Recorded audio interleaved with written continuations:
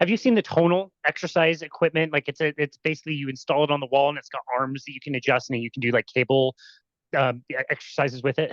Yeah, I've seen it. I've not used it, but I've seen a few different companies pop up with something like that. Okay, yeah. So one of my clients got one, and he was like, "Hey, why don't you come train me on my tonal?"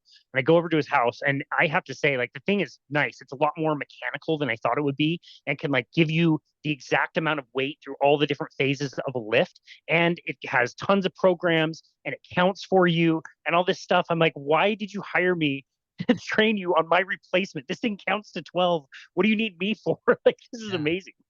Yeah, no, some of the stuff coming out, man, it's crazy. And I think, like I'm excited about that, but I feel like there's all and with the AI as an example, like there's so many resources out there that people that, remove human interaction. But I think with that, it makes the demand for human interaction all that more important. Which is why I'm excited about the community component of this group. Like that's why I think there's always gonna be a place for one-on-one coaching and just like having people there because people need people. People need accountability, they need camaraderie, they need people to be there alongside them. So I think as long as you have that in place, then you're solid. I guess that explains why I haven't been fired. We've done hundreds of workouts on this thing and haven't been fired just yet. So I'll, Yeah, I'll, I'll stick with that. you're good. Awesome. Okay, so the videos again. This is pretty niche. That said, I think a lot of people would be interested in this. People excited about improving their health. They found a ketogenic diet to be very helpful for whatever reason, various reasons, and they care about their aesthetic. So tell us a little bit more about the program. Like when you're talking about the videos, are the videos demonstrating exercises? What do the meal plans or the exercise programs look like? Like how, what is a client going to be using that for besides asking the like specific questions? Yeah, so I think there's going to be two primary demographics that benefit from it. So one is people that are well versed in bodybuilding, but they're not familiar with the ketogenic approach, and they want to transition to a ketogenic version of the bodybuilding that they're already familiar with.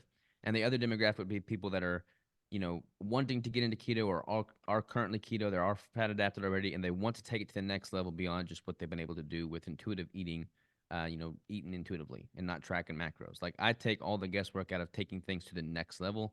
So like there's spreadsheets, there's macro plans, calculations, very unique to the individual, how to manipulate foods to meal prep properly and fine tune a body compositional goal. It basically has my 7 phase prep protocol laid out. With video lessons corresponding to each phase, kind of like the book. You've got my book, so the 7 phases that I, have developed through that protocol, that is what I've kind of dubbed the Savage system, so to speak. So that is all laid out with the lessons in the course, but there's like a massive appendix section as well. And the appendix section has, workout tutorials, programming, meal prep, grocery hauls, different recipes, training techniques, posing critiques and criteria for different federations, drug testing critique and criteria for different federations, and then miscellaneous stuff like how to properly do hair removal and tanning for a competition, like all the things that you would need to just bring and peak, and bring the best package you possibly could for a competition, a photo shoot, just life in general, like being the best version of yourself and optimizing your performance for a moment in time. Okay, awesome. When we hosted Matt Dobbins, we talked about this a little bit. The need for tracking itself, like you kind of mentioned, eating intuitively is one thing, and generally speaking, in the ketogenic realm, I kind of lean in that direction. Like just focus on fats and proteins. Try to get your carbohydrates down as low as you can manage, depending on how strict or liberal you can be, you want to be, how you respond to different foods. Generally speaking, if somebody's eating to satiety, focusing on those things, I think it's fine. I do see a lot of value in people tracking. And again, what you mentioned was some people need to track, other people don't. What benefits do you see when people are doing the tracking, and when do you really recommend that for somebody? Yeah, so when it comes to that, like like if you're coming from a standard American diet and you just simply want to, major in the most bang for your buck, so like a classic 80-20 analysis of things. Like if you eat real quality foods, focus on fats and proteins, remove dietary carbohydrates, boom, like that's going to set you up for the vast majority of the success in the world. Like we can pretty much fire all the keto coaches right now and say, hey, do that, and you're good. But for the people that want to take it to the next level, and really get things dialed in, reach a new level of body fat, performance, conditioning, strength building, things of that nature. Controlling for the variables and getting things dialed in is going to require more effort than just simply intuition.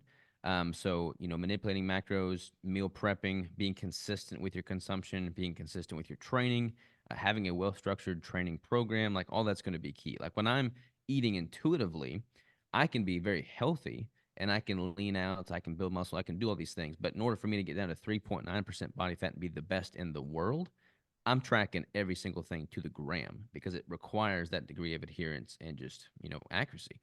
So I teach people how to do that. Okay, that's great. That's very well explained. I think that will help people know which direction to go. What are the common mistakes that people make outside of tracking? Like when they're pursuing ketogenic bodybuilding, they're trying to build more muscle. A lot of people say that you need carbohydrates to build muscle. We can comment on that. What are some of the other common mistakes you often hear in this space?